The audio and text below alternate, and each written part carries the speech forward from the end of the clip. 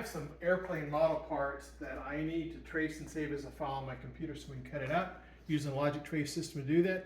I've already done the first two pieces, as you can see on the screen. I'm now doing the next two pieces.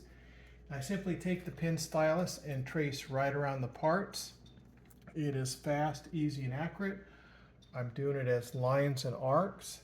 This gives me a nice, accurate file that I can then cut out using my CNC cutting machine. I've switched the commands onto my iPad. Makes it a little bit easier to use. And I just go around and trace it. There's the first one. It looks great. Let's do the bottom part. Click Trace Start. I'm starting with lines. Again, I just use the pen stylus and trace around with the lines and arcs. The accuracy of the board is 1/100 of an inch, which is more than accurate for this particular application. I can just trace all of my airplane pieces and save them as a file on the computer. It looks great. Let's save it and cut each piece.